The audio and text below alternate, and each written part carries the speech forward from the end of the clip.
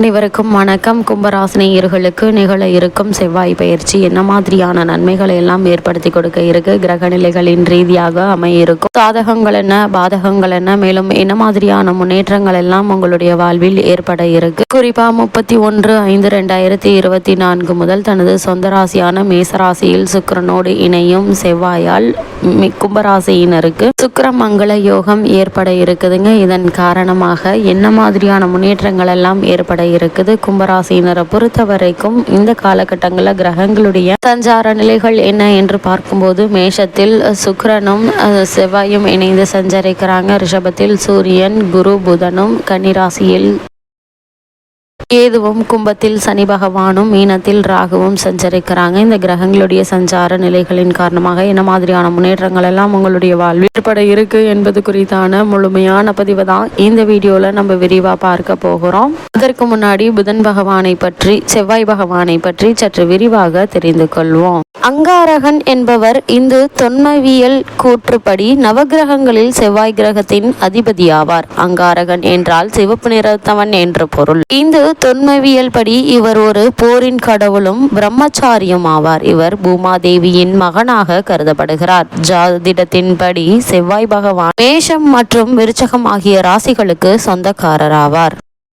முன்னொரு காலத்தில் அந்த காசுரன் என்ற அரக்கன் சிவபெருமானை நோக்கி கடும் தவம் இருந்தான். அவன் தவம் இருந்த இடம் உஜ்ஜயினி. அவனது தவத்தை கண்டு மகிழ்ந்த பரமேஸ்வரன் தோன்றினார். ஈசனை தரிசித்த அந்த காசுகரன், இறைவா, உமது தரிசனம் கண்டு எல்லையில்லா ஆனந்தம் அடைந்தேன். எனது ரத்தம் தரையில் விழுந்தால் அதிலிருந்து என்னை போல நூற்றுக்கணக்கானவர்கள் பிறக்க வேண்டும். எனது உள்ளம் மகிழும்படியாக இந்த வரத்தை எனக்கு வழங்கி அருள வேண்டும் என்று வேண்டினான். பக்தர்கள் வேண்டியதை வாரி வழங்குவதே இறைவனின் முதல் கடமை என்பதால் அசுரன் கேட்ட வரத்தை அப்படியே வழங்கினார் சிவபெருமான். வரம் பெற்ற அரக்கனுக்கு ஆணவம் தலை தூக்கியது. மமதையில் தன் நிலை மறந்து உஜ்ஜயினி நகரில் இருந்த முனிவர்கள், ரிஷிகள், மக்கள் என பேதம் பார்க்காமல் அனைவருக்கும் துன்பம் விளைவித்தான். அவனது செய்கையால் நிலை குலைந்து போன முனிவர்கள் சிவபெருமானை நோக்கி வழிபாடு நடத்தினர். பக்தர்களின் துயர் களைய பரமேஸ்வரன் முன் வந்தார். அதன்படி அந்தகாசுரனுடன் போரிட முடிவு செய்தார். ஒரு நாள் இரவு அவர் சூலாயுதத்துடன் அந்தகாசுரன் முன் தோன்றினார். வந்திருப்பது பெருள் என்று அறிந்த அசுரன் சிவனை எதிர்த்து தாக்கினான். இருவருக்கும் இடையே வானத்தில் கடுமையான போர் நடந்தது. இந்த யுத்தம் பல ஆண்டுகள் நீடித்தது. போர் முடிவடையும் நேரத்தில் சிவபெருமானின் உடலில் இருந்து வியர்வையின் சொட்டுக்கள் நிலத்தில் விழுந்தன. அது நிலத்தை 2 பகுதிகளாக பிரித்து செவ்வாய் கிரகம் பிறந்தது. அரக்கன் அந்தகாசுரன் உடலில் இருந்து விழுந்த இரத்த துளிகளை செவ்வாய் கிரகம் உள்வாங்கி அதை பூமியில் விழாமல் தடுத்து, இதை தொடர்ந்து சிவபெருமான் அந்தகாசுரனை சூலாயுதத்தால் அழித்தார். தேவர்களும் முனிவர்களும் ஆனந்தம் அடைத்தனர். இந்த வரலாறு கந்த புராணத்தில் கூறப்பட்டுள்ளது. அரக்கனின் இரத்தத்தை செவ்வாய் கிரகம் உள்வாங்கி கொண்டதால் அது சிவப்பாக இருப்பதாக கூறப்படுகிறது. செவ்வாய் கிரகம் ஒரு ராசியில் சுமார் 45 நாட்கள் தங்குவார். ஒரு முறை ராசி சக்கரத்தை சுற்றி வர 18 மாதங்கள் ஆகின்றன. அங்காரகன் அவ கிரகங்களில் 3ஆவதாக குறிப்பிடப்படுவார். இவருக்கு சக்திதரன், குமாரன், மகாகயன், மங்களன், அன்னப்பிரதன், லோகிதாங்கண்ணன், ராத்தியதேசன், ரத்தர்ணன், கோமகுண்டலி, ரோகன் சாதனை என்ற பிற பெயர்களும் உண்டு. பரத்வாஜ முனிவரின் மகனாக பிறந்து பூமாதேவியால் வளர்க்கப்பட்டதால் அங்ககாரகன் என்றும், அதுவே சுருக்கமாக அங்காரகன் என்றும் கூறப்படுகிறது. செவ்வாய் கிரகத்துக்கு மாலினி, சுசீலின் என்று 2 மனைவிகள் உண்டு. துர்க்கையை வழிபட்டாலும் செவ்வாயினுடைய அருள் பெறலாம். வைத்தீஸ்வரன் கோவில் சென்று செவ்வாயை வழிபட செவ்வாயின் தீய தசாபுக்தி நடப்பவர்கள் அது நீங்கி சுகம் பெறலாம். மயிலாடுதுறையிலிருந்து 15 கிலோமீட்டர் தொலைவில் வைத்தீஸ்வரன் கோவில் உள்ளது. செவ்வாய்க்கிழமை தோறும் அங்காரகன் இரவில் ஆடு வாகனத்தில் வலம் வந்து ஆண்டவனை வணங்குவதாக கூறப்படுகிறது. செவ்வாய் தோஷம் வந்தால் சகோதர சகோதரிகளின் வெறுப்புக்கு ஆளாகுதல், வேலைக்காரர்களால் அவமானப்படுதல்,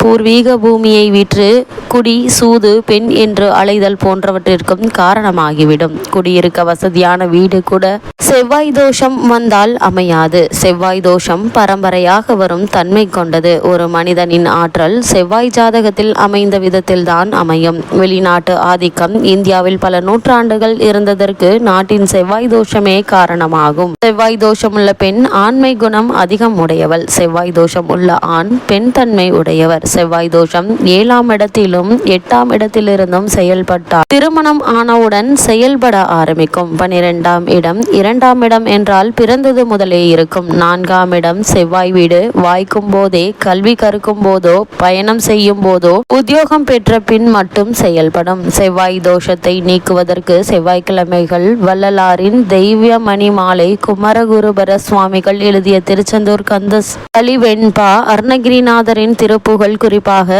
கந்தரலங்காரம், பாம்பன் சுவாமிகள் அருளிய சண்முக கவசம், கவிதேவாராயன் எழுதிய கந்தசஷ்டி கவசம் போன்றவைகளை பாராயணம் செய்யலாம். சுலபமான வழி, செவ்வாயன்று ஏதாவது ஒரு முருகன் கோவிலுக்கு சென்று மனதார வணங்க வேண்டும். விஷ்ணு சகஸ்ரநாமம் ஞாயிறு நண்பகல் பாராயணம் செய்து சர்க்கரை பொங்கல் விநியோகம் செய்தால் செவ்வாய் தோஷம் விலகும். நவகிரகங்களின் சன்னதியில் செவ்வாய் காயத்ரி மந்திரத்தை 36 முறை உச்சரித்து 9 முறை வலம் வருதலும் செவ்வாய் தோஷத்தின் கடுமையை குறைக்கும். ஆலயங்களில் நெய் தீபம் ஏற்ற உதவி செய்தலும், ஆலய திருப்பணிக்கான கட்டிட புனர்தாரணங்கள் பணிகளுக்கு பொருள் உதவி செய்வதும் கூட செவ்வாய் தோஷம் நிவர்த்திக்கான பரிகாரங்களாகும். செவ்வாய் கிரகத்தை பலரும் கடவுளாக வணங்குகின்றனர். அவ்வாறு வணங்கினால் தைரியமும், அரசபையில் பேச்சும் ஆற்றலும், தோல் வலிமையும், போரில் வெற்றியும் கிடைக்கும் என்பது ஐதீகம். இவ்வளவு மேன்மைகள் கொண்ட செவ்வாய் பகவான் தனது சொந்த ராசியான மேச ராசியில் சுக்கிரனோடு இணைந்து சஞ்சரிக்கக்கூடிய இத்தருணங்கள்ல என்ன மாதிரியான சாதகங்கள் எல்லாம் ஏற்பட இருக்கு என்று பார்க்கும்போது, ராசியில் ராசிநாதன் ஆட்சி பெற்று அமர்ந்திருப்பது சிறப்பு என்று தாங்க சொல்ல வேண்டும். ஜென்ம சனி என்றாலும் கூட தனது ராசிக்கு உரியவர்களை அவர் அதிகம் தொல்லைக்கு உட்படுத்த மாட்டாருங்க. தாய் தன் குழந்தையை கஷ்டப்படுத்த மாட்டாள் என்பது போல சனியும் அவருடைய